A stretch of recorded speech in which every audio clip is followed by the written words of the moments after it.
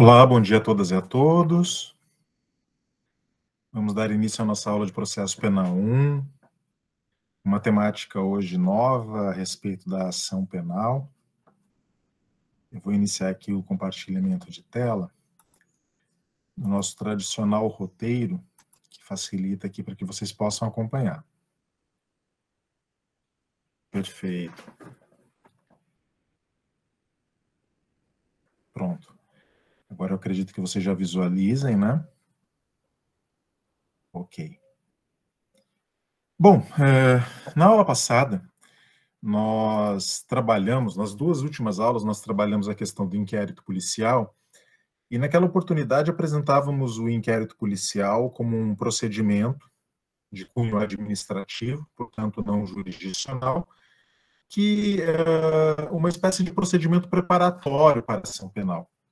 Porque, afinal de contas, para que uma ação penal possa ser proposta, eu venho falando isso aqui bastante, repetindo, são necessários, pelo menos, dois requisitos de ordem procedimental, processual, que é a prova da materialidade e os indícios suficientes de autoria.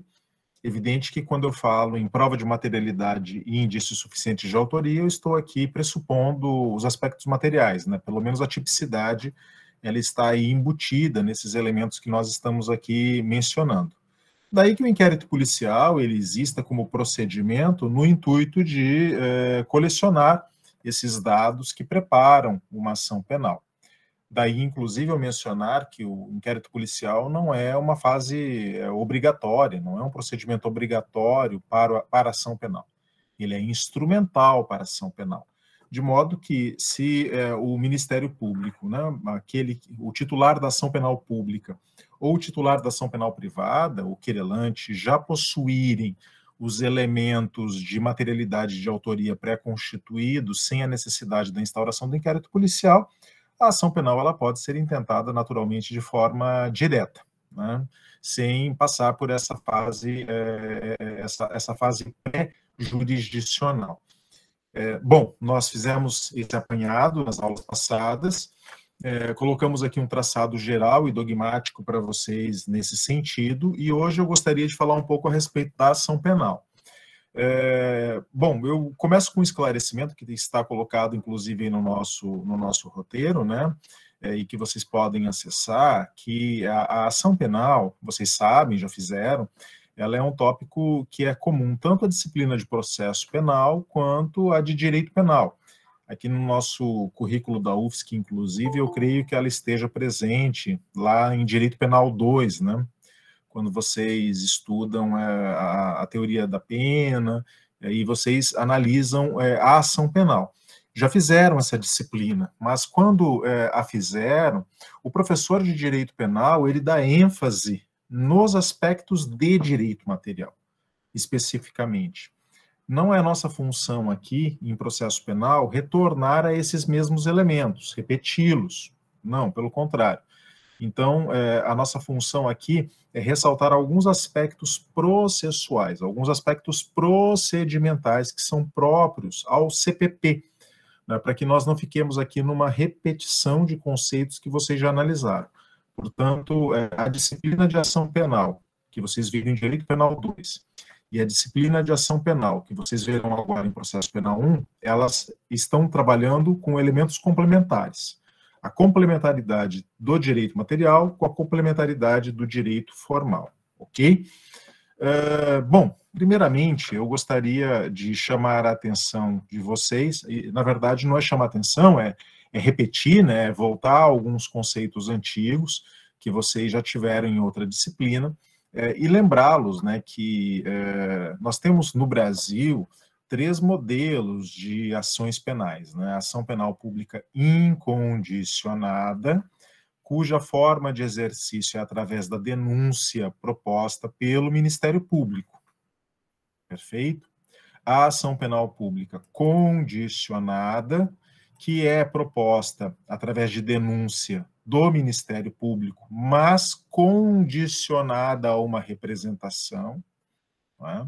Sem essa representação, o Ministério Público não fica completo na sua legitimidade para propor uma ação penal, daí que a representação aqui ela seja um requisito de pré-admissibilidade, e a ação penal privada, que é proposta através de queixa-crime do querelante, entendido o querelante aí, seja como ofendido ou como aquela pessoa que tem qualidade para representar um ofendido, não é? Nesses delitos muito específicos. Então, nós temos essas 3 formatações. Isso aqui vocês já sabem, é apenas para relembrar e para que nós possamos fazer o gancho aqui na nossa disciplina.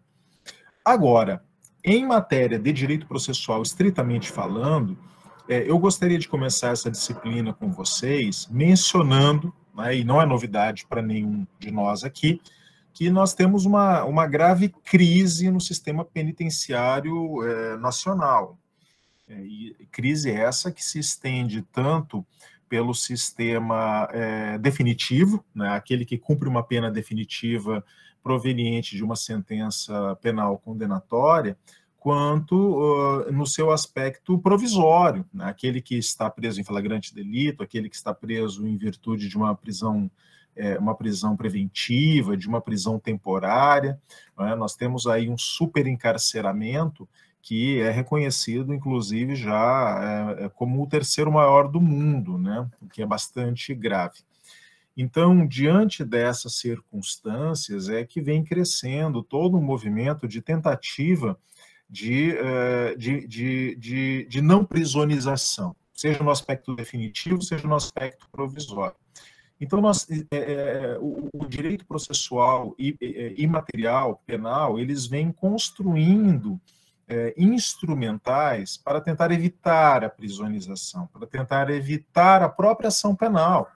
Vejam, eu tenho mencionado aqui, inclusive, e vou falar sobre isso hoje, que eu identifico um movimento de administrativização do direito penal muito forte nos últimos anos no Brasil, né? De modo que o próprio Poder Judiciário, abarrotado de processos criminais, vem ascendendo, né, vem concordando cada vez mais com uma delegação de funções que, a princípio, seriam jurisdicionais estrito sensu para esferas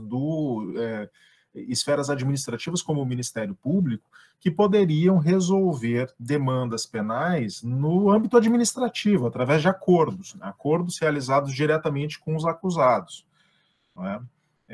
Digamos, fazendo aí um arco, né? Um salto por fora, um salto com vara, sobre o devido processo legal como forma que a nossa Constituição de 1988 previu para se chegar à construção de uma sentença penal, seja ela condenatória ou absolutória, né? Esse é um fenômeno muito interessante de ser analisado. Eu até escrevi um artigo que está pendente de publicação, juntamente com uma colega de vocês, recentemente, a Luísa Tramarim Hoffmann, um belíssimo artigo construído a 4 mãos, né, e que tematiza exatamente essas questões que eu estou mencionando aqui para vocês hoje, né? Bom, de qualquer maneira, eu gostaria de apresentar, então, as formas que hoje nós temos na nossa lei, né, na nossa legislação, e que tentam mitigar a obrigatoriedade da ação penal, tá? Sobre a obrigatoriedade da ação penal, como princípio, eu os convidaria a assistirem alguns vídeos que eu tenho lá no nosso canal do YouTube e que tematizam essa questão específica, né? A princípio, a ação penal ela é obrigatória no nosso sistema, não é? Não está dado ao Ministério Público verificar a tipicidade de uma conduta e não oferecer uma denúncia. Da mesma maneira que o delegado é obrigado a instaurar um inquérito policial quando verifica uma possível infração de ação penal pública incondicionada, o Ministério Público também está obrigado a fazê-lo, desde que, ou seja, de instaurar uma ação penal mediante denúncia, se verifica essa tipicidade. Mas nós tivemos aí, desde o ano de 95, que eu apresentarei aqui para vocês, algumas mitigações dessa obrigatoriedade, nesse sentido de evitar aí ao máximo a ação penal que eu mencionava agora há pouco. Então, vocês já conhecem a Lei 9.099 de 95, né, que inseriu no nosso ordenamento jurídico alguns elementos de plea bargain agreement, né, especificamente a transação penal e a suspensão condicional do processo. Eu farei uma apresentação rápida aqui, são alguns instrumentos muito interessantes e que começam esse procedimento no Brasil. Primeiramente, lembrando que pelo artigo 61 da Lei 9.099, nós consideramos as infrações penais de menor potencial ofensivo, as contravenções penais, todas elas, né, e os crimes a que a lei comine pena máxima, o teto, né, não superior a 2 anos, cumulada ou não com multa. Só para que nós possamos aqui fazer essa delimitação. Aí o artigo 76 da Lei 9.099, ele prevê um instrumento da transação penal, né, que é o instrumento pelo qual o Ministério Público pode propor ao investigado ainda, nós não temos uma ação penal para falar em acusado ou em réu, né, ao investigado, aquele que assinou um termo circunstanciado quando foi flagrado mediante a prática de uma infração, né, o Ministério Público pode propor, em audiência própria a este sujeito, uma aplicação imediata de pena restritiva de direitos ou multas, a ser especificada na proposta. Vejam, aqui o Ministério Público, inclusive, a Lei 9.099, ela prevê uma boa discricionariedade ao Ministério Público para propor aí, né, que tipo de pena restritiva de direitos ou multas seriam essas, né? Não é incomum que o Ministério Público proponha serviços comunitários por um certo período, que o Ministério Público proponha... E aí, quando eu falo em serviços comunitários, vocês podem imaginar, né? Um serviço comunitário pode ser desde a prestação de um serviço num hospital, a prestação de serviço numa entidade assistencial, escolar, educacional, não é? Claro, evidentemente respeitando aí as características de cada um, o seu conhecimento específico, aquilo que faz, aquilo que tem capacidade para fazer, né, até o pagamento de cestas básicas ou de uma multa, né, mensal durante um certo período.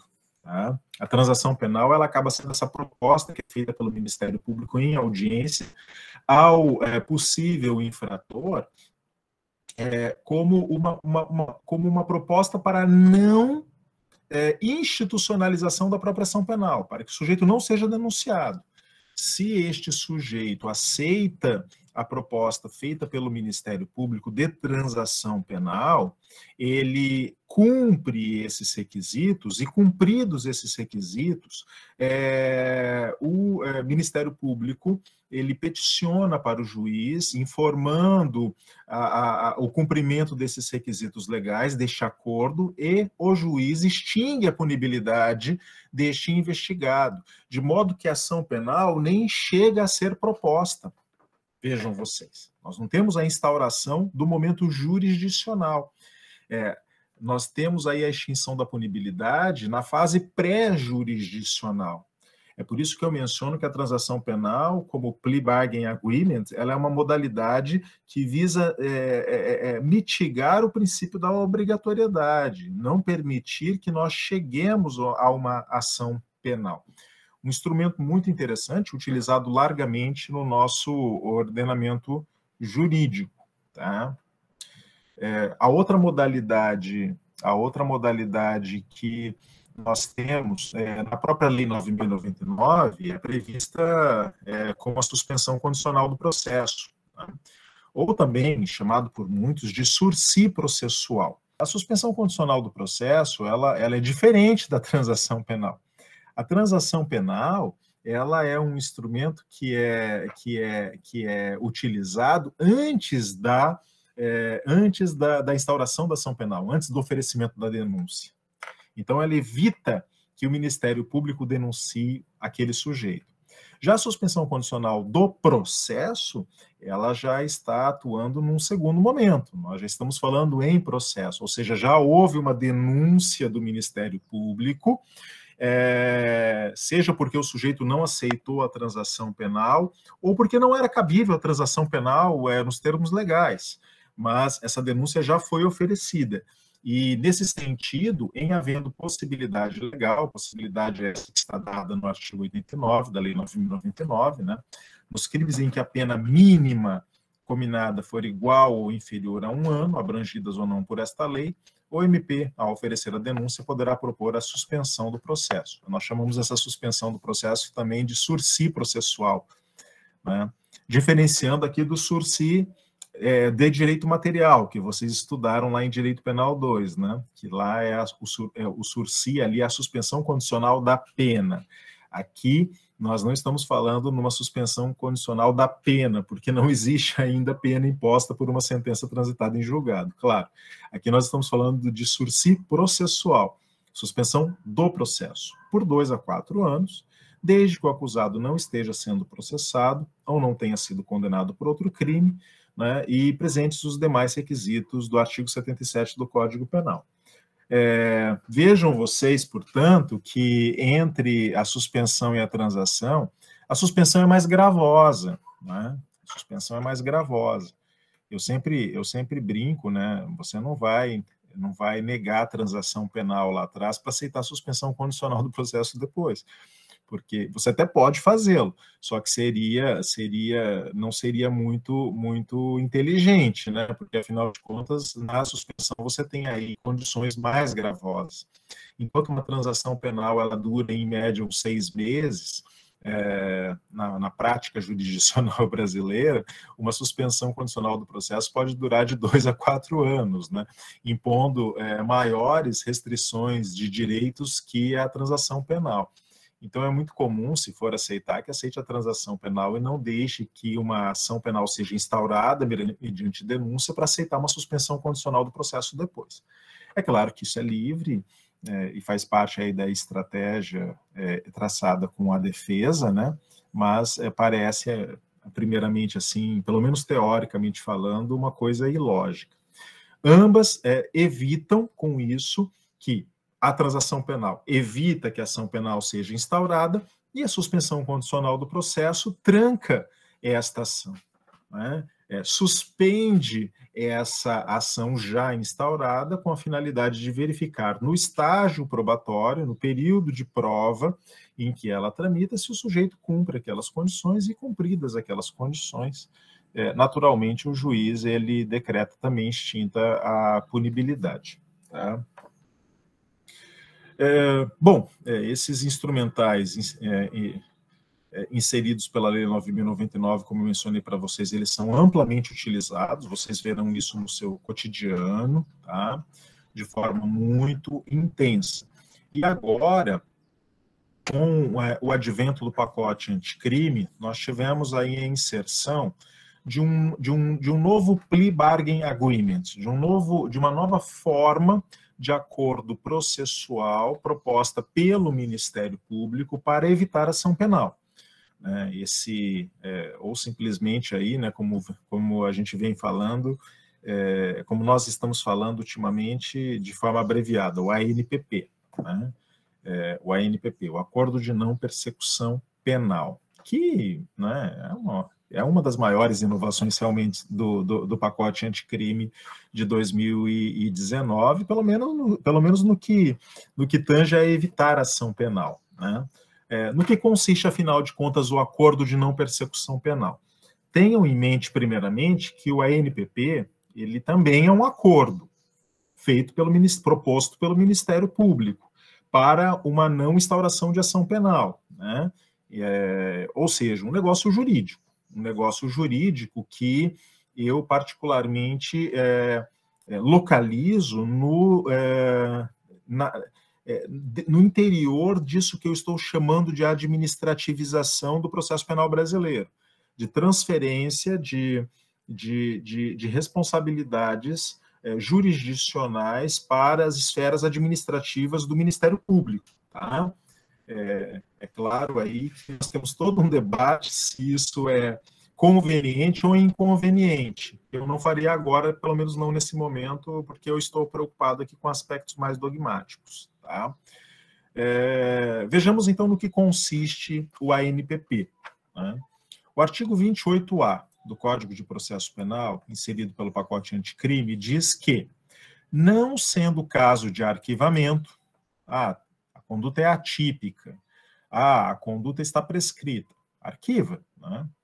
Não sendo esse caso, e tendo o investigado confessado formal e circunstancialmente a prática da infração penal, vejam, infração penal essa que deve ser sem violência ou grave ameaça e com pena mínima inferior a 4 anos, o MP poderá propor o acordo de não persecução penal, desde que necessário e suficiente para a reprovação e prevenção do crime, mediante as seguintes condições. Vejam. Façamos primeiramente uma análise desse caput do 28A, não é? Então, nós vamos encontrar aqui alguns elementos importantes que nós vamos extrair daqui. Primeiramente, requisitos do ANPP. Não deve ser caso de arquivamento. Se for caso de arquivamento, não tem por que propor a ANPP. Segundo, a necessidade de confissão, né? Tendo o investigado confessado formal e circunstancialmente a prática da infração. Esse ponto da exigência da confissão, feita pelo pacote anticrime, ainda será muito debatido na jurisprudência brasileira, ainda não foi debatido, tá?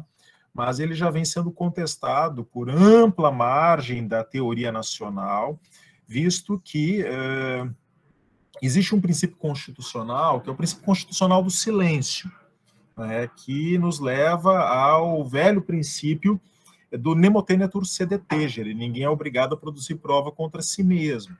O ANPP exigiu que o sujeito confesse, e a confissão é uma espécie de tentativa de produção da prova da autoria do delito. Então, tem um cheiro de inconstitucionalidade no ar, né? Inconstitucionalidade é essa que deverá, no momento oportuno, ser enfrentada pelo Supremo Tribunal Federal, né, mas que ainda não foi definitivamente enfrentada, né, vai ficar para o futuro por enquanto.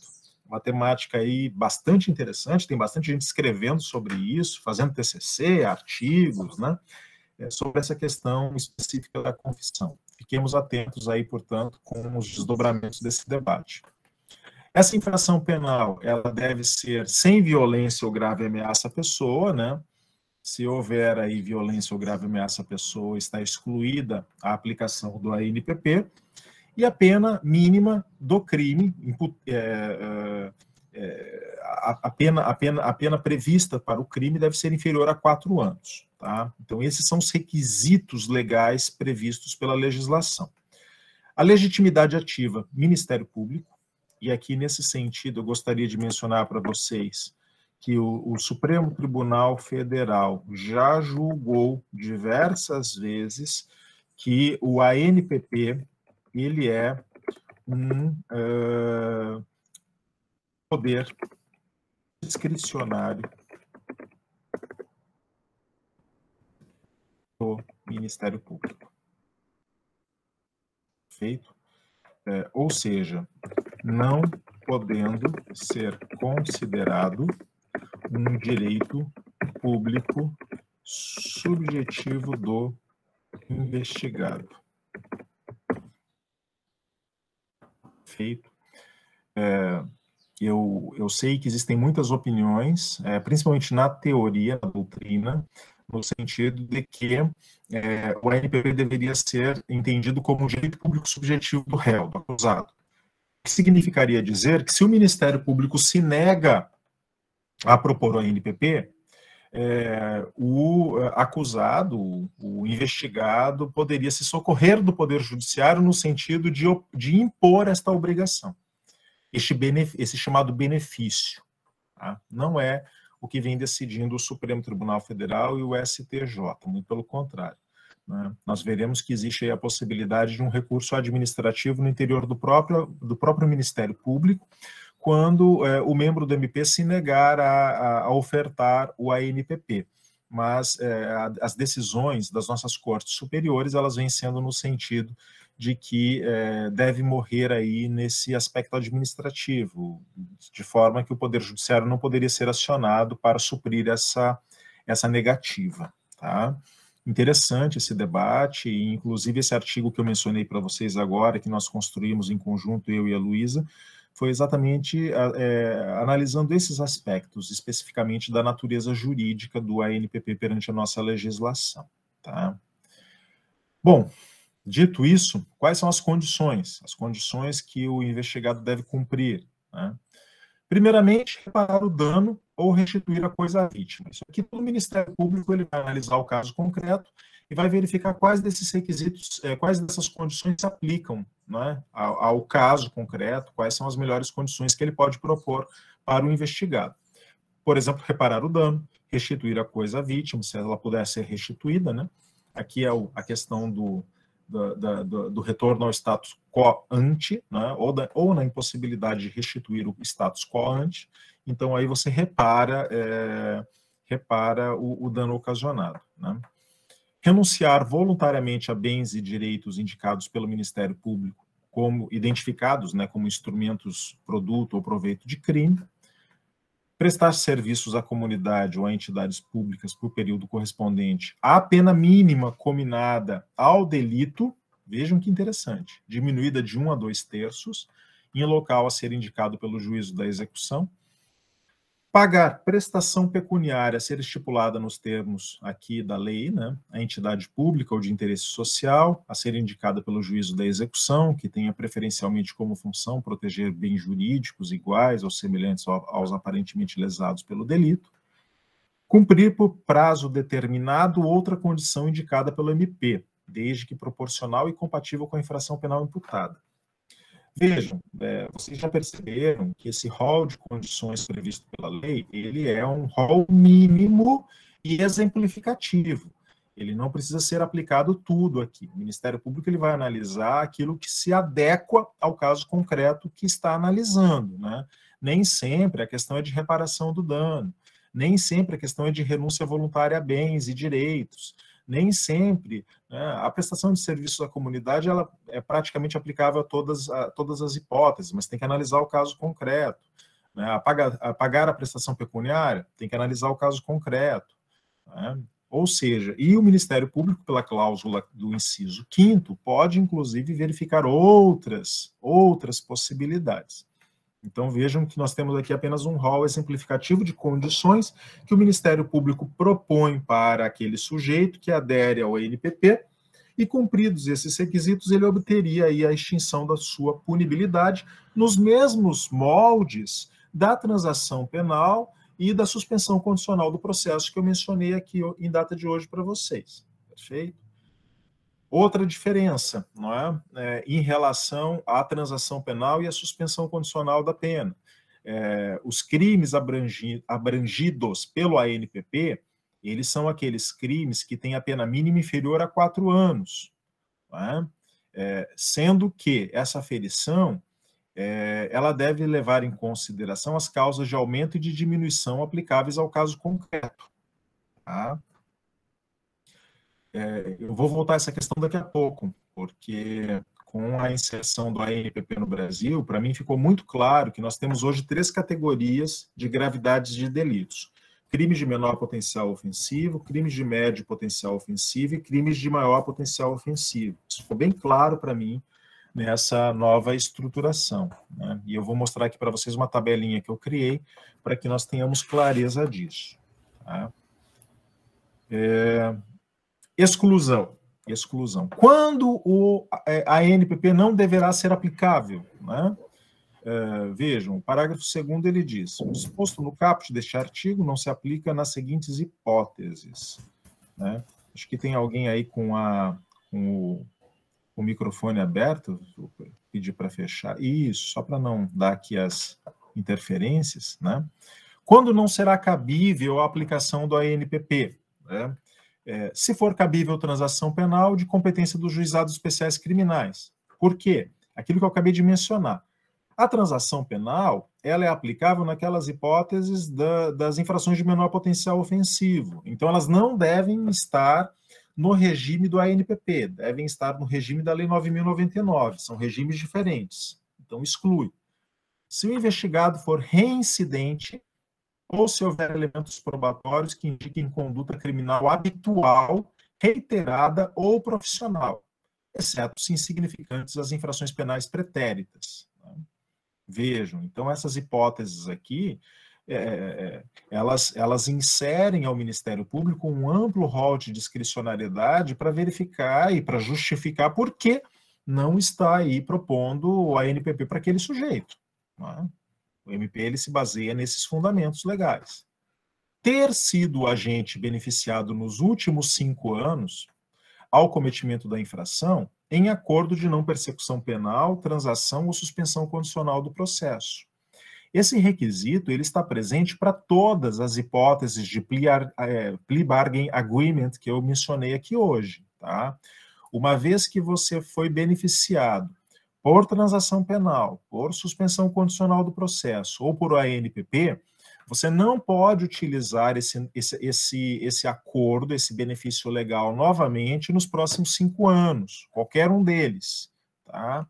E essa cláusula foi repetida aqui também para o ANPP. Já é uma regra bem consolidada na nossa legislação e também na nossa jurisprudência. Ok? Ou também, uma escolha aqui que o legislador fez, que não será aplicável o ANPP nos crimes praticados no âmbito de violência doméstica ou familiar, ou praticados contra a mulher por razões de condição do sexo feminino em favor do agressor. Também está excluído o ANPP. Ok? Qual é a forma do ANPP? A forma do ANPP, ela é um pouquinho diferente daquela forma que nós verificamos para transação penal e para suspensão, mas é um pouquinho só, tá? Porque, no fundo, todas essas formas, elas, digamos, para utilizar uma terminologia filosófica, né? Ontologicamente, todas são acordos. Só que a suspensão condicional e a transação penal são acordos propostos em audiência pelo Ministério Público para o possível investigado ou indiciado, né, aquele que assinou o termo circunstanciado, ou aquele que já foi denunciado, no caso da suspensão, feito em audiência e aceito perante um juiz de direito. Já o acordo de não persecução penal também é um acordo, mas é um acordo feito bilateralmente entre as partes, ou seja, proposto pelo Ministério Público àquele sujeito, né, que será por ele beneficiado e por ele aceito, com a intervenção do seu defensor. Então, é uma espécie de contrato, é uma espécie de termo, né, uma espécie de escrito, onde as partes acordam certas condições que serão posteriormente levadas ao processo penal, apresentadas a um magistrado para que ele possa homologar essas condições realizadas. Então, o acordo aqui, ele se reveste de uma maior formalidade nesse sentido, no sentido aí de que nós precisamos acordar por escrito as condições que estão estabelecidas em lei. O acordo de não persecução penal, nos termos do parágrafo 3º, será formalizado por escrito e firmado pelo membro do Ministério Público, pelo investigado e por seu defensor.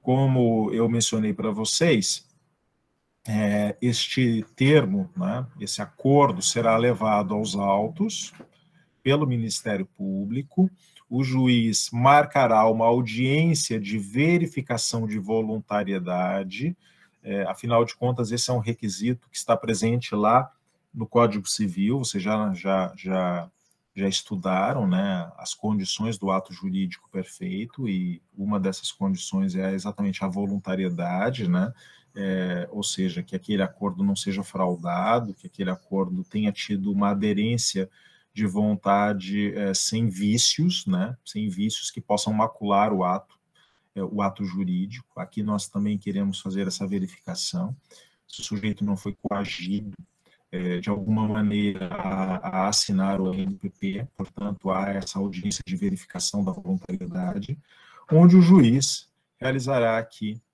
o disposto nos parágrafos 4º, 5º, 6º, 7º, 8º e 9º. Vamos fazer uma leitura breve. Para a homologação do acordo, será realizada a audiência, na qual o juiz deverá verificar a voluntariedade, por meio da oitiva do investigado, na presença do seu defensor, e a sua legalidade. Quando eu mencionei para vocês aqui que o acordo de não persecução penal, ele é um poder discricionário do Ministério Público, eu não falei poder arbitrário, não é? Não há uma arbitrariedade, muito pelo contrário. Os atos dos servidores públicos são sempre discricionários. Aqueles que são discricionários, eles estão submetidos à legalidade, óbvio, óbvio. Assim como a investigação no inquérito policial. O delegado tem ampla liberdade formal, mas ele está submetido à legalidade. Então, o juiz ele tem aí a função de verificar a legalidade do acordo que foi proposto. Se o juiz considerar inadequadas, conforme a lei, insuficientes ou abusivas as condições dispostas no acordo, devolverá os autos ao MP para que seja reformulada a proposta de acordo, com a concordância do investigado e seu defensor. Portanto, o magistrado age aqui, ele sim, como... Aqui é uma inversão, né? Aqui o juiz é que atua como custos legis, né? Como fiscal da lei, não o Ministério Público. É uma inversão aqui, né? De modo que o magistrado verifica, né? Ele fiscaliza a atuação do Ministério Público. Uma vez homologado judicialmente o acordo, o juiz devolverá os autos ao MP para que o MP inicie a execução perante o juízo de execução penal. Então, nós teremos aqui um processo de cumprimento da sentença no juízo adequado, sendo instaurado pelo Ministério Público. O juiz poderá recusar a homologação à proposta que não atender os requisitos legais, ou quando não for realizada a adequação a que se refere o parágrafo 5º deste artigo. Claro. Mas aqui o juiz, portanto, não está analisando o mérito, ele está apenas analisando a legalidade, a forma. Veja, assim como vem sendo decidido, inclusive em matéria de colaborações premiadas, embora nós tenhamos aí uma crítica a isso, que eu não faria aqui agora, né? Mas vem sendo aí por uma, não unanimemente, tá?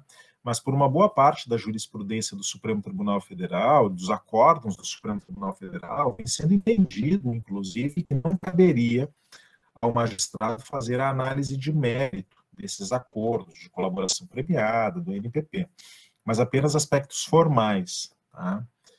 Aqui também no ANPP nós estamos verificando essa possibilidade. O juiz ele ficaria aí adstrito apenas à verificação da legalidade. Se foi respeitada a lei, né, independentemente daquilo que foi acordado entre o MP no conteúdo, né, entre o MP e o acusado. Recusada a homologação, o juiz devolverá os autos ao MP para análise da necessidade de complementação das investigações ou oferecimento da denúncia, né? Houve recusa, não pode ser homologado por qualquer motivação que nós mencionamos aqui anteriormente, o Ministério Público precisa dar um encaminhamento.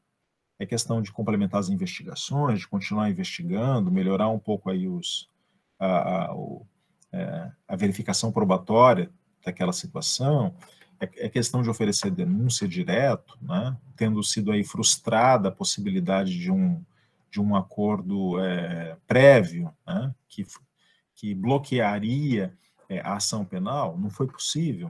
O Ministério Público deve se haver com isso. A vítima, isso aqui é muito interessante, será intimada da homologação do acordo de não persecução penal e de seu descumprimento. Para que ela tome conhecimento, né, a vítima tomará conhecimento deste acordo que foi realizado aí entre as partes, né, e também do seu descumprimento. Se o juiz recusar a homologação do acordo de não persecução penal, então aí nós vamos aplicar a regra geral do Código de Processo Penal, artigo 581. Caberá recurso no sentido estrito da decisão, despacho ou sentença que recusar homologação à proposta de acordo de não persecução penal previsto no 28A desta lei. Vejam, aqui algumas questões devem ser levantadas. Claro, não é matéria de processo penal uma questão recursal, mas eu estou mencionando aqui para vocês algumas questões.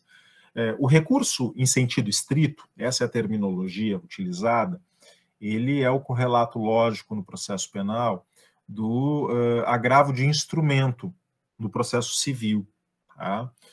Um recurso que, em regra, tá? ele é proposto em face de algumas decisões interlocutórias. Eu falo em regra porque existem algumas decisões definitivas também que podem ser passíveis aí do recurso em sentido estrito, tá? A depender da situação concreta. Então, o recurso no sentido estrito, ele seria aí proposto, nesse caso, né, pelo Ministério Público, por exemplo, né, ou até mesmo pela parte interessada, porque houve a recusa da homologação por parte do magistrado. Tá? Aqui, nesse caso, recusa de homologação. Tá?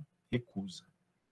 Depois nós vamos ver outra situação, que seria o recurso em face de uma homologação equivocada. Aí sim seria uma outra hipótese. Aqui é recusa de homologação. O ANPP pode ser rescindido por descumprimento? Evidente, claro, assim como a suspensão condicional do processo, assim como a transação penal, é muito comum, inclusive, que aconteça, né?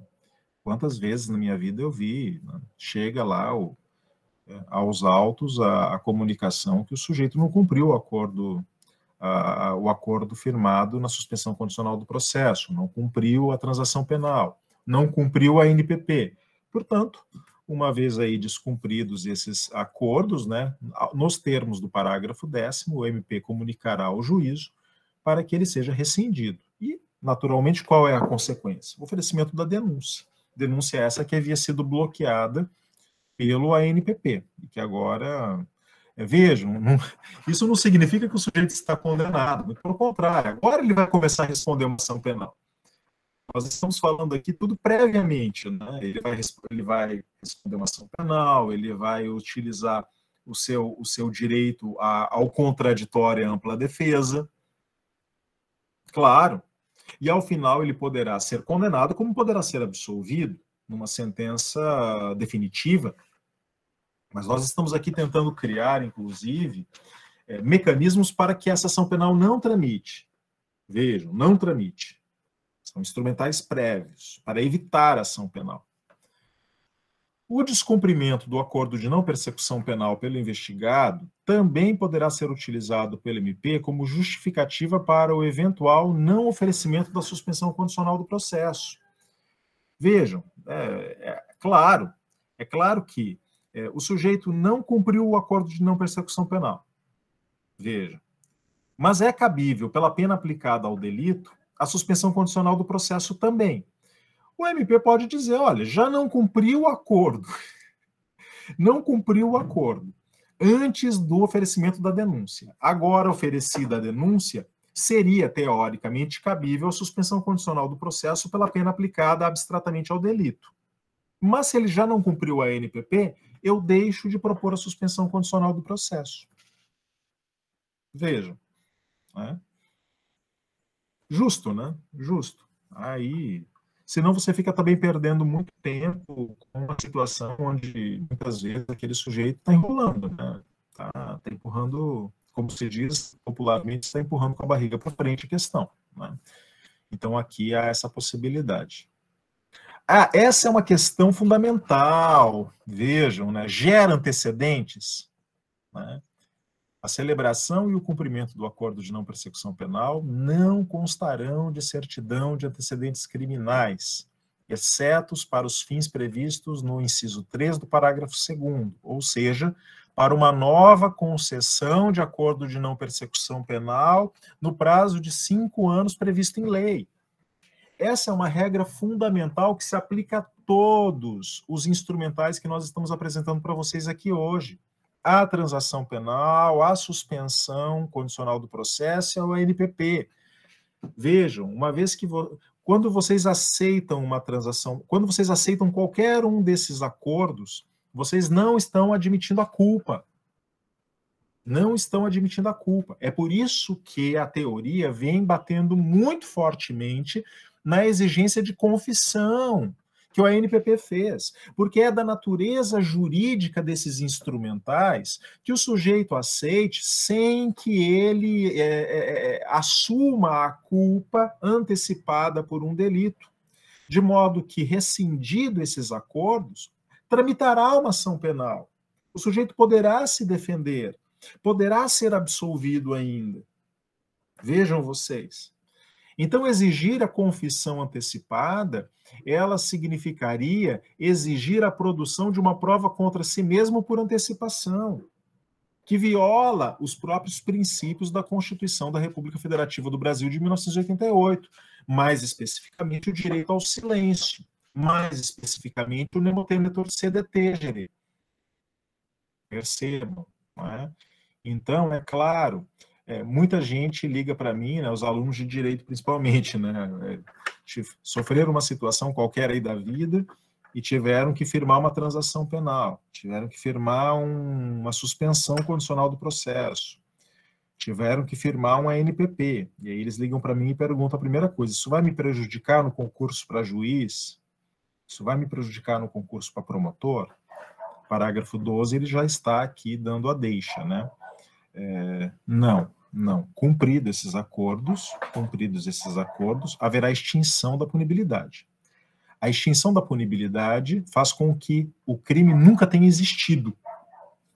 Essa é a característica da extinção da punibilidade. Nunca existiu. Portanto, ninguém poderá utilizar esse argumento para prejudicá-lo em matéria de antecedentes, para prejudicá-lo num concurso público. Não. Muito pelo contrário. Não poderá ser utilizado.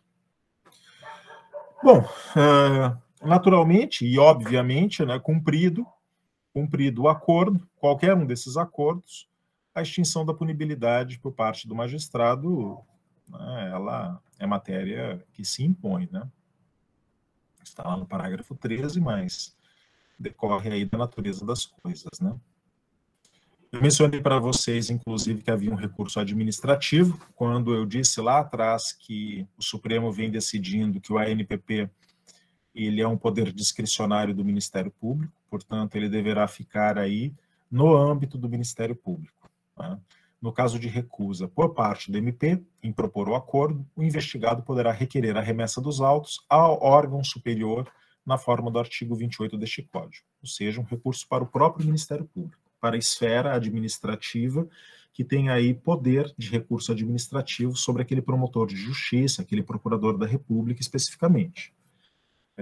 Mais um motivo aí pelo qual o Supremo vem decidindo dessa maneira, né? Vem decidindo que é um poder discricionário do MP e que não deve ser debatido no âmbito do judiciário. A questão do direito, não é? Do direito público subjetivo do réu. Vejam bem, tá? Nesse aspecto.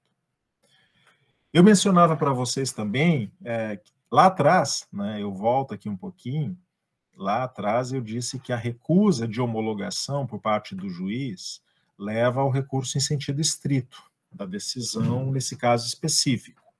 Mas vocês poderiam perguntar assim, tá, e em face da homologação? O juiz homologou, ele não se negou a homologar, como no caso do recurso em sentido estrito. Aqui ele homologou, só que homologou de maneira equivocada, por algum motivo. Olha, eu diria assim para vocês, é uma hipótese muito rara, tá? Muito rara, porque uma sentença homologatória, ela não entra no mérito. Geralmente ela diz simplesmente homologa os termos do acordo firmado entre as partes e juntado esses autos. Então, será muito difícil aí vocês verificarem uma situação onde o Ministério Público e o próprio beneficiado pela medida recorrerão, né, dessa sentença homologatória. Muito difícil. Mas não é impossível, teoricamente, que aconteça. Tá? De repente, o juiz ele adentrou em alguns aspectos dessa homologação, alguns aspectos de mérito nessa homologação, na sua decisão, e gerou aí um prejuízo, seja do ponto de vista do órgão de acusação, do Ministério Público, ou seja, por parte do próprio acordante, né, aquele que aderiu à proposta do Ministério Público. Se vocês verificarem, teoricamente, que essa situação aconteceu, então vocês poderão utilizar o recurso geral do artigo 593 do Código de Processo Penal, que é a apelação, vejam, a apelação, né, do inciso 2 do artigo 593. Caberá apelação no prazo de 5 dias de decisões definitivas ou com força de definitivas proferidas por juiz singular nos casos não previstos no capítulo anterior. Tá? Então, aqui, volto a repetir, houve uma homologação equivocada, uma homologação que gerou aí qualquer prejuízo para uma das partes. Tá? Então, esse recurso poderá ser utilizado. Aí aqui fica aquele quadro, então, que eu mencionei para vocês, né? Vejam, para mim, pouca gente está falando, aliás, eu não vi ninguém falando sobre isso até agora, mas assim, ficou muito claro para mim essa divisão, né, com o advento do ANPP. Agora nós temos infrações de menor potencial ofensivo, cuja previsão legal está no artigo 61 da Lei 9.099 de 95. Essas infrações são as contravenções penais e os crimes com pena máxima, o teto, não superior a 2 anos, cumulado ou não com multa. E os obstáculos para o exercício da ação penal são a transação e a suspensão condicional do processo. Nós temos uma segunda categoria de médio potencial ofensivo, que está prevista agora no Código de Processo Penal, artigo 28A, o artigo que inseriu a ANPP na legislação brasileira, que são os crimes sem violência ou grave ameaça e com pena mínima, piso, inferior a 4 anos. Quais são os instrumentais previstos pela lei para bloquear a ação penal? Também aqui cabe, em algumas hipóteses, a suspensão condicional do processo, também. Não cabe a transação penal. Aqui já não cabe a transação penal, mas cabe a suspensão condicional do processo em algumas hipóteses. E o ANPP. E, enfim, crimes de alto potencial ofensivo, ou, naturalmente, quando há frustração das medidas anteriores. Esses outros delitos estão previstos no Código Penal e no Código de Processo Penal, são os demais crimes, não é? Que não se enquadram de nenhuma maneira no médio potencial ofensivo ou no menor potencial ofensivo, delitos esses que não possuem qualquer obstáculo ao oferecimento da denúncia. Então, recebido aí o inquérito policial por parte do Ministério Público, ele deverá denunciar diretamente, não é? Instaurar a ação penal. A ação penal tramitará até o advento de uma sentença penal, que pode ser condenatória ou que pode ser aí absolutória. Perfeito? Para mim ficou bem clara essa subdivisão da nossa processualística penal nacional. Essa questão das condições da ação penal, eu não vou adentrar com vocês aqui, porque eu acho que ela é muito material, vocês já estudaram com o professor de Direito Penal, né? Vocês já sabem isso aqui desde Direito Penal 2, né? Só para rememorar mesmo, né?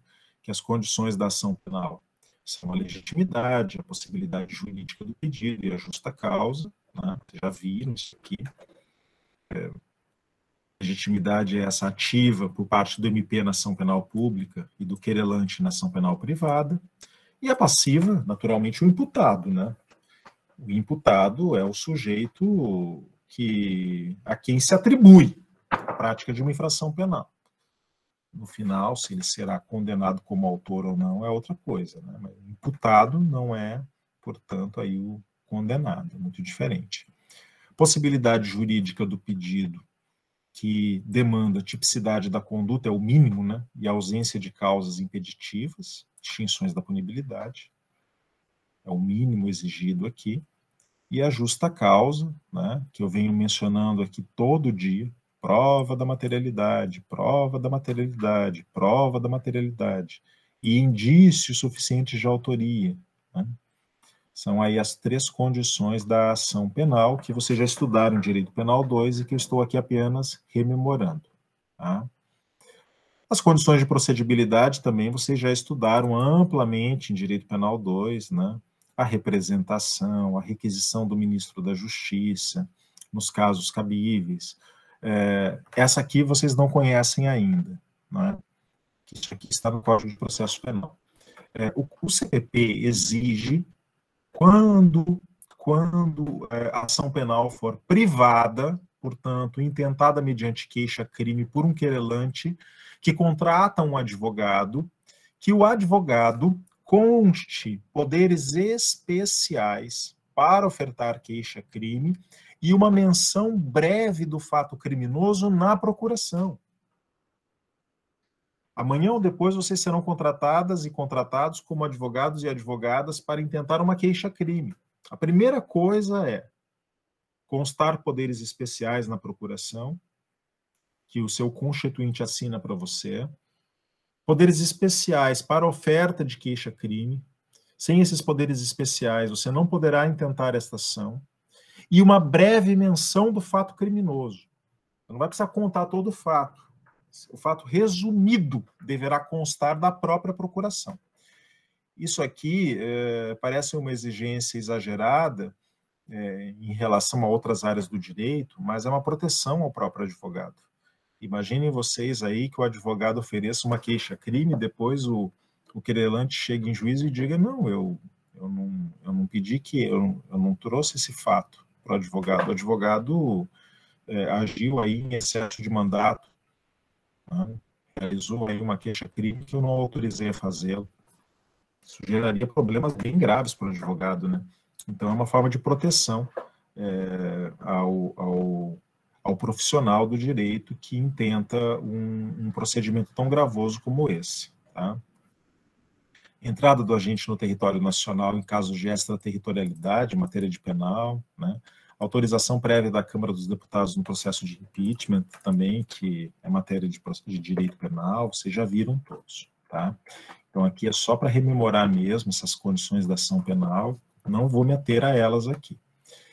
Mas já vou diretamente à questão da denúncia e da queixa-crime. Isso sim, matéria de direito processual penal, porque, afinal de contas, essas condições, elas se realizam nas peças práticas da denúncia e da queixa-crime.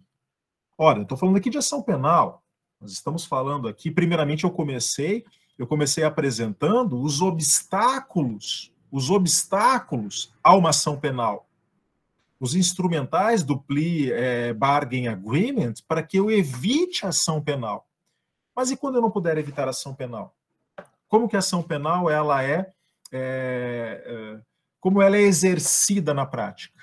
Na prática, ela é exercida através da denúncia do Ministério Público ou da queixa-crime do querelante. Veja, isso é questão de direito processual especificamente. Agora nós estamos pegando todo aquele conhecimento que vocês tiveram em Direito Penal 2 e aplicando na prática do processo penal, fazendo com que eles tenham vida concreta, não é? Então, a denúncia e a queixa-crime são atos postulatórios, ou, como se diz no processo civil, a petição inicial. A petição inicial, aquela petição que trará o fato, o fundamento jurídico, o pedido, a causa de pedir. Veja. Então, é aqui que nós estruturamos uma ação penal, fazemos ela existir, fazemos ela se concretizar. Não é? E aí, nesse sentido, o artigo 41 do Código de Processo Penal, ele traz de forma um pouco desorganizada, é verdade, nós vamos tentar dar uma organicidade aqui para isso, para que fique mais fácil de vocês entenderem, um rol mínimo de requisitos que são necessários tanto na queixa-crime quanto na denúncia. Requisitos esses que são muito parecidos aos requisitos de uma petição inicial qualquer, seja ela do processo civil ou do processo penal. Então, eu preciso ter aqui o endereçamento à autoridade competente. Eu estou endereçando para qual juiz? É o juiz estadual ou o juiz federal? Ou dentro de uma certa jurisdição? É o juiz da primeira vara, da segunda vara, da terceira vara? Quem tem competência aí para tanto? A qualificação do autor. A denúncia começa com a qualificação de quem propõe a demanda. É o Ministério Público? É o querelante? Quem que está propondo? Qualificação do denunciado ou querelado. E sobre essa questão é muito interessante, eu até coloquei aqui o artigo 259 do Código de Processo Penal, porque o CPP, para o oferecimento de uma denúncia contra o denunciado ou de uma queixa-crime contra o querelado, ele só exige identidade física do acusado, não identidade jurídica do acusado. O que isso significa? Isso significa que, em não sendo possível verificar a identidade jurídica, a identidade civil de uma pessoa que praticou um delito, o Ministério Público ou o querelante poderiam propor denúncia ou queixa-crime, qualificando o sujeito como sujeito de 1,80 m, olhos castanhos, cabelo preto, preso, preventivamente na cela 2 do presídio local, identificado com o número tal. Vejam, é claro que essa é uma situação muito teórica, né? Muito difícil isso acontecer. Eu mesmo, na minha vida prática, nunca vi. Eu nunca vi uma pessoa que fosse denunciada dessa maneira. Mas o CPP tem essa saída. Se não for possível identificar jurídica e civilmente aquele sujeito que praticou um delito, a denúncia e a queixa poderiam ser propostas tendo apenas a identidade física do sujeito. Eu tenho a certeza física de quem praticou a infração penal, mas não tenho a certeza jurídica ou civil da sua identidade. A exposição depois do fato, com todas as suas circunstâncias relevantes. E essa talvez seja uma das partes mais sensíveis de uma denúncia, de uma queixa-crime, pelo seguinte fato. Se o objeto da ação é definido no processo civil pelo pedido, o objeto do processo da ação no processo penal é definido pelo fato. Vejam, isso aqui é fundamental. Eu convido vocês ali, inclusive, a visitarem o nosso canal no YouTube e consultarem os vídeos que eu fiz, né, e postei a respeito da conformidade da denúncia e da sentença penal, do princípio da conformidade. Também ali, né, da mutatio e da emendatio libelli, que são questões muito importantes para que nós tenhamos clareza aí, né, que o juiz ele não fica vinculado ao pedido realizado pelo Ministério Público. Ele fica vinculado, no processo penal, ao fato narrado na denúncia. Então, o fato, ele delimita a res in judicium deducta.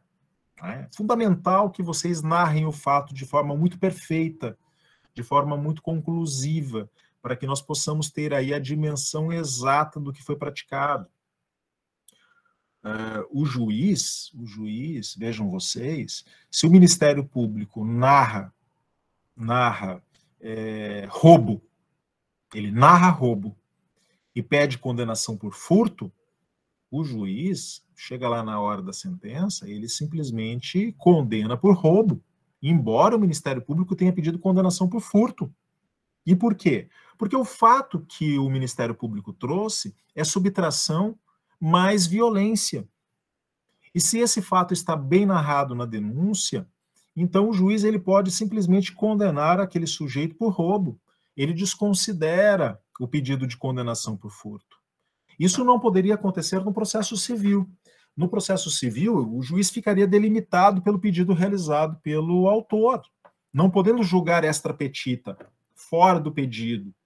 Agora, no processo penal, o juiz não fica vinculado ao pedido, fica vinculado ao fato. Ele não pode julgar extra factum, mas pode julgar extra petita. Vejam vocês. Né? E não há aqui qualquer tipo de violação a direitos fundamentais, não há qualquer violação a direitos humanos, não há qualquer julgamento arbitrário, porque o próprio réu se defende do fato. Ele é defendido por um defensor público, ele é defendido por um advogado, por um técnico, e esse técnico sabe muito bem que defende o acusado do fato, não defende o acusado em relação ao pedido feito pelo Ministério Público. Portanto, defende esse sujeito em relação aos elementos constitutivos do tipo legal descrito na denúncia ou na queixa-crime. De modo que não há prejuízo. Não há. Depois de narrar os fatos, o Ministério Público ou querelante dirá qual é a classificação legal do delito, né? É aquilo, isto posto, está em curso o acusado nas penas do artigo 121 do Código Penal ou qualquer outro, né?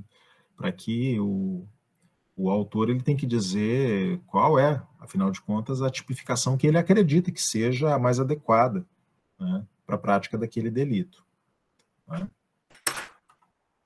E, na sequência, realiza o pedido condenatório. Isto posto, pede a condenação do acusado nas penas desta imputação.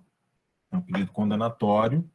A falta do pedido condenatório, ela levaria aí a uma inépcia da denúncia, de modo que ela deveria ser emendada, né, pelo Ministério Público.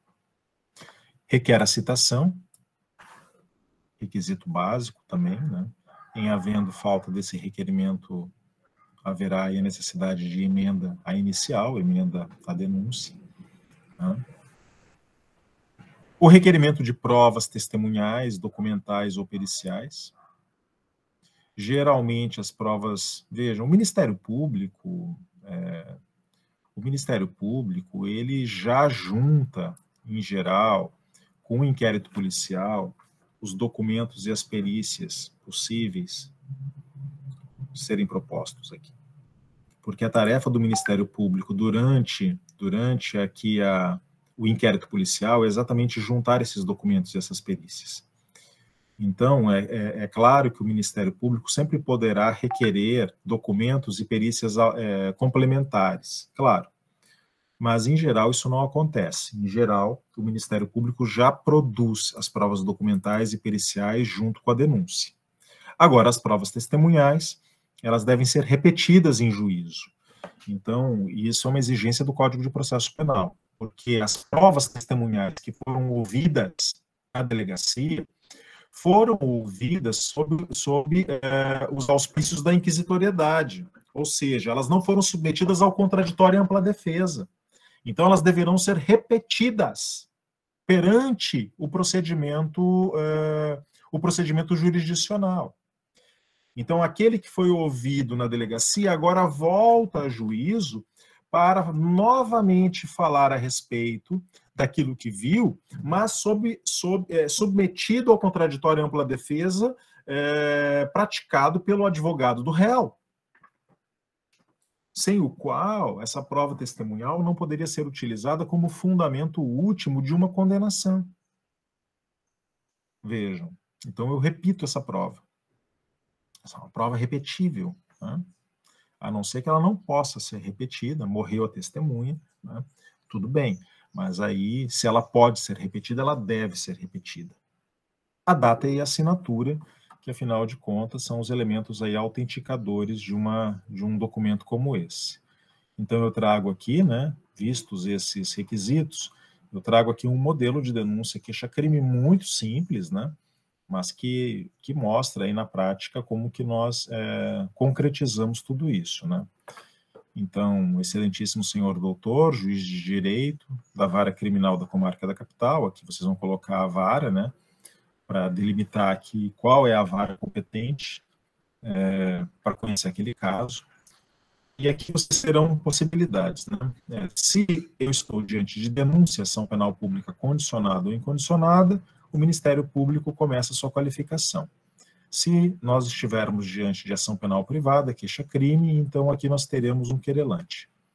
O Ministério Público de Santa Catarina, por intermédio do promotor de justiça, infracinado, vem, respeitosamente, perante Vossa Excelência, com fundamento no artigo 129.1 da Constituição, propor denúncia em face de. Ou, né, o querelante, fulano de tal, qualifica, né, aqui todos os elementos dele, né, por seu advogado infracinado, vem respeitosamente à presença de Vossa Excelência, com fundamento no artigo 30 do Código de Processo Penal, propor queixa-crime em face de.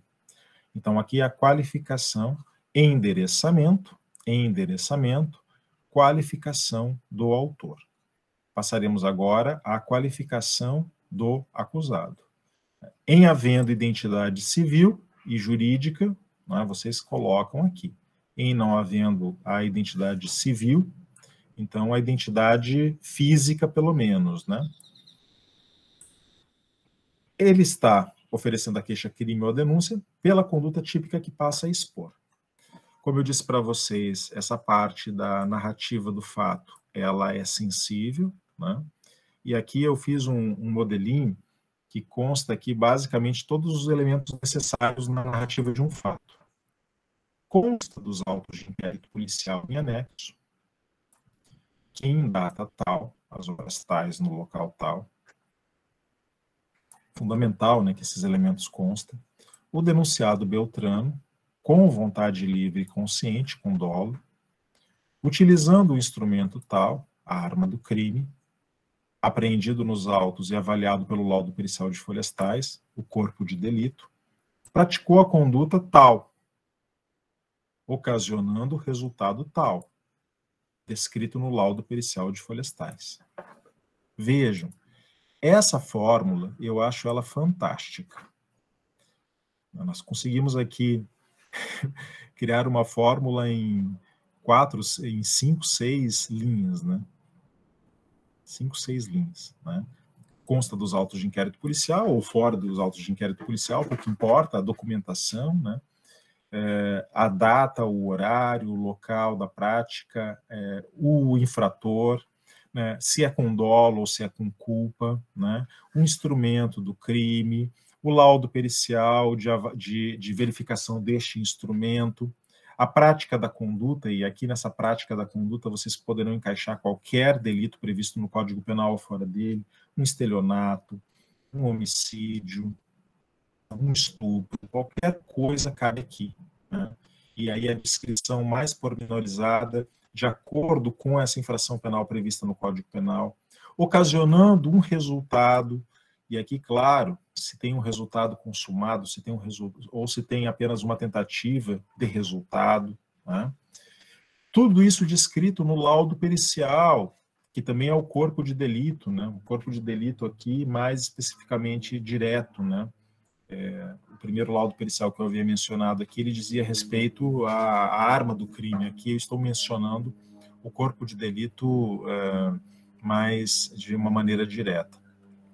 Depois de descrito o fato, aquele que denuncia, o Ministério Público, o querelante, né, o acusador ou querelante, ele irá apontar a infração penal cometida, né, pelo menos aquela infração penal que ele acredita que há a tipicidade do fato narrado, em assim agindo, incorreu o denunciado nas penas do artigo tal, com agravante do artigo tal, todos do Código Penal. Ele menciona que a materialidade delitiva está comprovada nos autos de inquérito policial por meio dos laudos periciais. A autoria delitiva ficou demonstrada através do depoimento das testemunhas. É claro que essa autoria, por enquanto, não é definitiva, né? Nós temos aqui apenas um indício, ou até mesmo pela confissão do denunciado, presente as folhas tais. Então, ele menciona esses elementos e passa ao pedido. Isto posto, pede-se a Vossa Excelência a condenação do denunciado ou querelado nas penas do artigo tal do Código Penal, com agravante prevista no artigo tal do mesmo Código. E agora os requerimentos. Requer-se, após o juízo de admissibilidade positivo, a citação do denunciado para participar da relação jurídico-processual e querendo oferecer defesa, adotando o procedimento ordinário ou especial, a depender do caso, e inquirindo-se as testemunhas abaixo arroladas. Pede deferimento, local, data e assinatura do membro do Ministério Público na ação penal pública ou assinatura do advogado na ação penal privada, neste caso acompanhado, naturalmente, da devida procuração. E o rol de testemunhas, né? O rol de testemunhas que vem aqui ao final. Lembrando, né? Lembrando que os procedimentos, isso aqui é matéria de processo penal 2, mas nós temos aí o procedimento ordinário, o sumário e o sumaríssimo. Só lembro isso para dizer que, se o procedimento for ordinário, 8 testemunhas, o sumário, 5 testemunhas, e o sumaríssimo, 3 testemunhas. E no júri, 8 testemunhas na instrução e 5 em plenário. Né? Vejam vocês que a nossa jurisprudência, isso aqui vocês verão em Direito Processual Penal 2, eu só estou adiantando, a nossa jurisprudência ela diz que esse número de testemunhas é por conduta e por autor. Então, se nós tivermos uma denúncia contra um autor que esteja sendo denunciado no procedimento ordinário por 3 fatos, então ele poderá rolar 8 testemunhas para cada um dos fatos. E se nós tivermos uma denúncia por um fato com vários autores, com 5 autores, cada um deles poderá rolar 8 testemunhas pelo fato pelo qual ele foi denunciado pelo Ministério Público. Tá? Então, esse número ele fica nessa dependência do número de autores e do número de fatos. Tá? Mas vocês estudarão em processo penal 2 novamente essa questão do procedimento e do número de testemunhas, faz parte lá da disciplina. Tá? Dito isso, nós podemos partir então para a questão prática do recebimento da denúncia ou da queixa. Tá? Uma vez que o Ministério Público propôs a denúncia, uma vez que o querelante propôs a queixa-crime, e essas peças são endereçadas a um juiz de direito, ao juiz competente, ao juiz que tem competência para conhecer a causa, e o juiz deverá realizar o juízo de admissibilidade prévio. Juízo esse que poderá ser positivo ou negativo, entendido o juízo de admissibilidade positivo como recebimento da denúncia, ou o juízo de admissibilidade negativo, entendido como a rejeição, a denúncia rejeitada. Vejam vocês. Então, quando vocês, magistrados e magistradas, forem realizar este juízo, vocês se socorrerão do artigo 395 do CPP em diante. O artigo 395 diz: a denúncia ou queixa será rejeitada quando, primeiramente, for manifestamente inepta. Veja, quando ela é manifestamente inepta? Ela é manifestamente inepta quando há um problema formal na própria construção da peça. Vejam, uma peça sem pedido condenatório. Uma peça sem a qualificação do denunciado. É uma peça que não tem como prosperar. Ela não tem. Não tem como denunciar um fantasma, né? Não tem como não fazer um pedido condenatório. Então, nesses casos, né, o juiz ele rejeita a denúncia por inépcia e determina ao Ministério Público a sua emenda. Claro, determina a emenda da inicial, de modo que o Ministério Público possa trazer novamente, mediante emenda, esses elementos faltantes dentro de uma denúncia, e que são fundamentais para que eu possa fechar este triângulo que se constitui na relação jurídico-processual. Faltar pressuposto processual ou condição para o exercício da ação penal. Aqui não é um problema na peça em si, mas o juiz verificou que há uma ilegitimidade ativa ou passiva. O juiz verificou, né, que não está presente aí a possibilidade jurídica do pedido. Veja, possibilidade jurídica do pedido, porque talvez aí ele entendeu que não havia tipicidade, ou havia uma prescrição, que é uma causa impeditiva. Tá?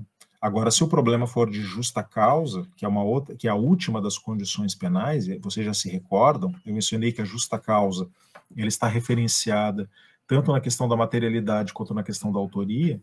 Então, aí, no caso, o juiz rejeita a denúncia como fundamento no inciso 3, faltar justa causa para o exercício da ação penal. Veja. Então, o juiz, nesse momento, ele faz essa avaliação prévia, né?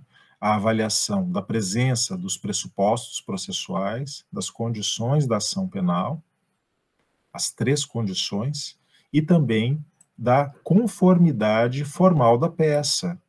A peça apresentada, seja ela denúncia ou queixa-crime, está apta a instaurar a relação jurídico-processual ou não está apta? Existe algum defeito de forma que deva ser corrigido? Se existe esse defeito, o momento é agora, o momento de realizar aí a adequação prevista em lei. Perfeito? Artigo 396. Nos procedimentos ordinário e sumário, oferecida a denúncia ou a queixa, o juiz, se não a rejeitar liminarmente, recebê-la-á e ordenará a citação do acusado para responder à acusação por escrito no prazo de 10 dias. Então, o juiz, realizado esse procedimento do 395, superado este procedimento do 395 e recebendo a denúncia ou a queixa, ele determina que determina a citação do acusado para responder à acusação. Vejam, aqui eu tenho dois elementos importantes. A citação do acusado, ela é o ato que aperfeiçoa o contraditório. Aliás, ela não aperfeiçoa, ela inaugura o contraditório no processo penal. Porque até agora eu tinha uma fase meramente procedimental, eu tinha uma fase meramente administrativa. Com a citação válida do acusado, se instaura a relação jurídico-processual, a relação jurisdicional, se instaura a possibilidade da realização do contraditório e da ampla defesa. Primeira questão. Segunda questão. Ele tem o prazo de 10 dias para responder à acusação. Vejam, é aquilo que nós chamávamos antigamente de defesa prévia, e que hoje nós chamamos de resposta à acusação. Os dois nomes são válidos, né?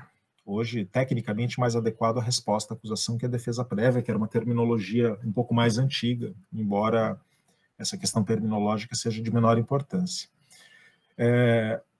Nesta resposta à acusação, que o acusado apresentará no prazo de 10 dias, ele poderá arguir, conforme o 396-A, qualquer preliminar, qualquer matéria de mérito ou de forma, oferecer documentos, justificações, especificar provas pretendidas, arrolar testemunhas. Ou seja, ele poderá realizar uma defesa completa. Vejam, embora o Código de Processo Penal preveja essa possibilidade, vamos com calma, porque essa é uma primeira manifestação do acusado no processo penal. Eu já mencionei para vocês em aulas anteriores que não vigora no processo penal o princípio do ônus da impugnação especificada. De modo que o acusado no processo penal, ele não é obrigado a falar tudo que ele possui em sua defesa no primeiro momento em que ele fala nos autos, diferente do processo civil. No processo civil, uma vez que eu fui citado para responder a uma ação, eu preciso, na minha contestação, porque há ali o ônus da impugnação especificada, eu preciso contraditar pormenorizadamente todos os fatos narrados pelo autor. Todos. Eu preciso produzir todas as provas que eu tenho em mãos para contraditar aquele fato. No processo penal não é assim que acontece. Por não haver o ônus da impugnação, o réu ele pode avaliar que neste primeiro momento, neste momento da defesa prévia, da resposta à acusação, é caso apenas de fazer uma refutação genérica da denúncia ou da queixa e deixar para apresentar uma defesa de mérito mais aprofundada apenas nas alegações finais. Vejam vocês. Os advogados menos experientes, eu vejo que eles apresentam defesas prévias, respostas à acusação bastante longas, naquele afã de já demonstrar a inocência do acusado. Advogados mais experientes costumam apresentar respostas à acusação menores, às vezes de apenas uma lauda, fazendo uma refutação genérica e deixando para um próximo momento a defesa de mérito mais substancial, né? Então, aí, claro, não tem fórmula pré-estabelecida, tá? Não tem fórmula mágica, cada advogado deverá analisar no caso concreto que está defendendo se é a questão de tentar fulminar o procedimento nesse primeiro momento ou deixá-lo para a sentença final, tá? Fica aqui essa dica. Não falarei das exceções aqui, neste momento, não é o caso. Tá? Após o cumprimento do disposto no 396-A, ou seja, depois de ofertada a resposta à acusação, o juiz deverá absolver sumariamente o acusado quando verificar. Aqui nós temos uma possibilidade muito interessante, né? E é por isso que eu falei agora há pouco, que você tem que avaliar o caso concreto. Se é o caso de fazer se é o caso de fazer uma defesa substancial neste momento ou deixar para o final. Por quê? Porque no processo penal nós teremos duas oportunidades de obter a absolvição do acusado. Uma no início do procedimento, quando o réu é citado e apresenta sua defesa prévia, ou depois da instrução processual, mediante a sentença definitiva. Se eu avalio que eu já tenho provas e elementos para obter uma absolvição sumária no início do processo, ótimo. Então eu faço uma resposta à acusação mais substantiva e já solicito a absolvição sumária. Mas se eu verifico que eu não tenho esses elementos, eu posso simplesmente aguardar a instrução processual, a fase probatória do processo, onde serão ouvidas testemunhas. Eu quero ouvir testemunha, eu quero poder contraditá-las, eu quero poder exercer a ampla defesa, eu quero deixar para juntar documentos ao final. E no final, depois das alegações finais, eu solicito a absolvição do acusado em sentença definitiva. Vejam, volto a repetir, não tem fórmula mágica, tá? Tem que avaliar o caso concreto. Tem que avaliar o caso concreto e verificar qual o melhor momento de realizar essa defesa. Se é no início do processo, se é no seu final. Já que o Código de Processo Penal nos permite isso. Em processo civil, isso é inconcebível. Eu tenho a contestação e ponto final. Tanto que as alegações finais no processo civil geralmente são remissivas. Remissivas à petição inicial, remissiva à contestação. Aqui não. Aqui eu não tenho essa remissividade. Aqui eu realizaria essa defesa no momento oportuno. Ok? O juiz deverá absolver sumariamente o acusado quando verificar existência manifesta, vejam, existência manifesta, provada de plano, de causa excludente da ilicitude do fato. O que são causas excludentes da ilicitude do fato? Né? Então, é tudo aquilo que exclui a antijuridicidade. Né? Então, professor, a tipicidade, faltou tipicidade. Bom, se faltou tipicidade, é questão de rejeitar a denúncia, né? Rejeição da denúncia. Então, eu não recebo uma denúncia por fato atípico. Eu nem recebo. Agora eu estou falando que ficou provado de plano a licitude da conduta, ou seja, a legítima defesa, o estado de necessidade, o exercício regular de direito. Eles estão provados de plano. Então não há por que deixar tramitar uma ação penal até o final para absolver o réu por uma legítima defesa que está provada de plano. Mas essa prova tem que ser manifesta.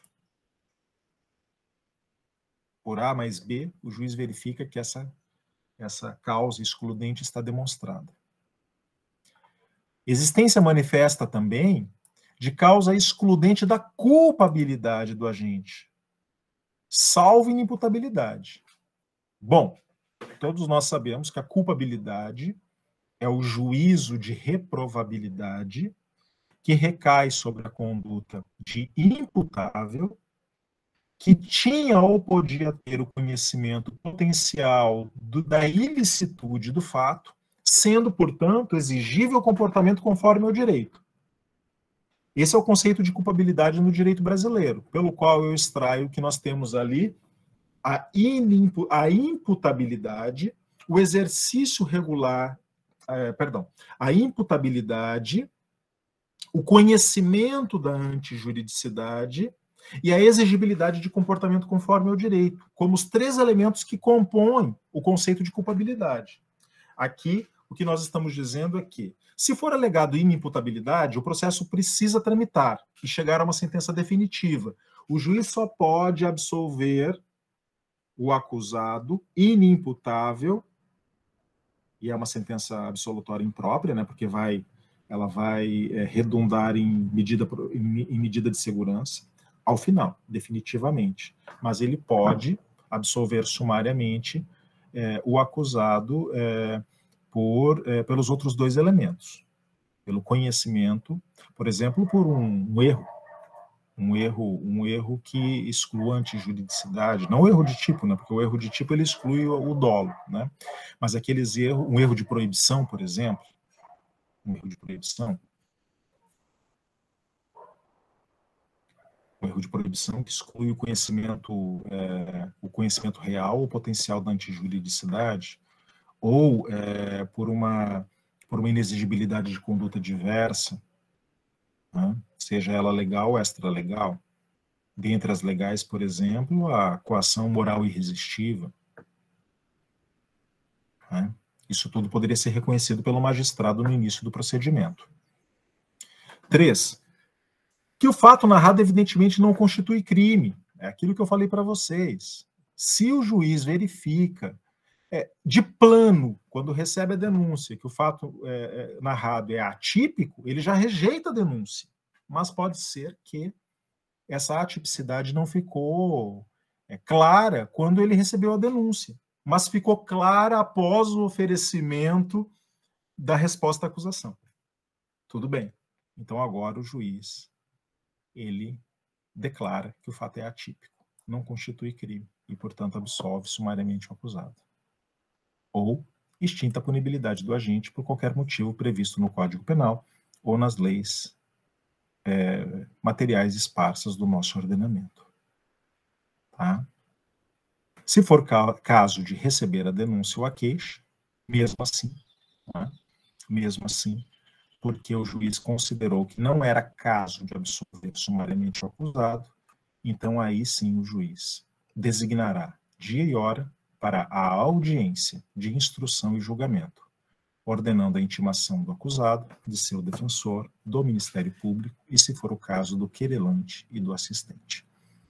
A audiência de instrução e julgamento, ela é matéria de Direito Processual Penal 2. Vocês estudarão como ela funciona, tá? Eu trago a matéria até aqui, tá? Porque eu gostaria que vocês tivessem a plena visão da ação penal. Eu sempre menciono que a ação penal ela é estudada nos seus aspectos mais materiais, lá no direito penal, e aqui nós precisamos ver essa ação penal acontecendo na prática. E é assim que ela acontece na prática. Ela deve se consubstanciar numa denúncia, numa queixa-crime. Essa denúncia ou essa queixa-crime tem que ser apresentada para o juiz de direito. O juiz de direito precisa avaliar se é questão de fazer aí, de aceitar ou rejeitar essa denúncia ou essa queixa. Deve determinar a citação do acusado para compor a relação jurídico-processual, intimá-lo para ofertar a resposta à acusação, verificar se é caso de absolver sumariamente este acusado, e se não for o caso de absolver sumariamente este acusado, de intimá-lo para se defender, aí, para produzir provas numa audiência de instrução e julgamento, que a partir daqui será trabalhada pelo professor de Processo Penal 2.